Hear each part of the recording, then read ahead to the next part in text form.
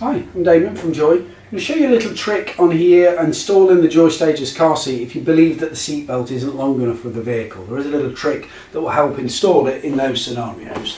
So of course, to start with, get it into the recline position, aligned for the rearward facing down there on the fourth arrow.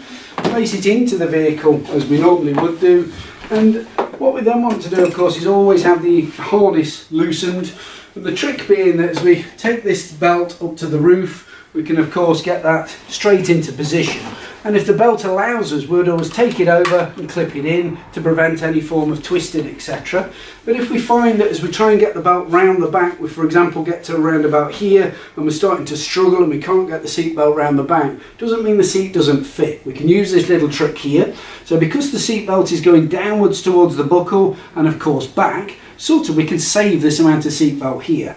So as we take it over, don't clip it in, take the seat belt first, and I'll show you we're not using any additional slack at all, so I'll hold that at the top there. If we take the seat belt round the back and get that positioned, so into the upper and lower guide, so we've got those positioned there, and then we can simply take the belt back and clip it straight in. So with no additional belt required, we've still been able to route this Stages car seat in exactly the manner that it needs to be.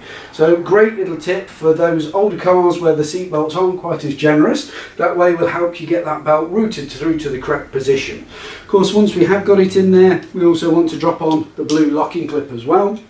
Locating the blue locking clip is simple and straightforward.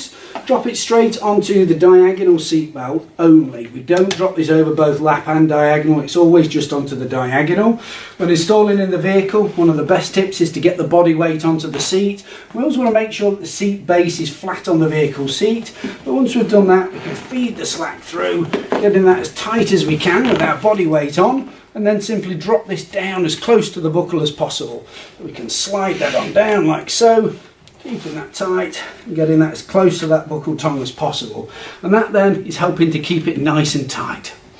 Make sure then that the belt is back in its positions there, and any additional slack is fed back into the rear itself. Hey presto, we're in. On a daily basis, as we come to load the child in there, etc., just double check it's still tight at the door side.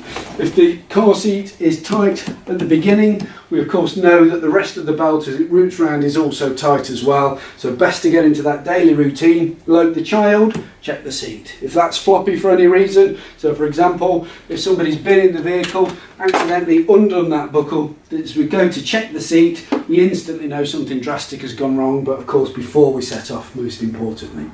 So there we go, so hopefully that was some use for you. Thank you very much.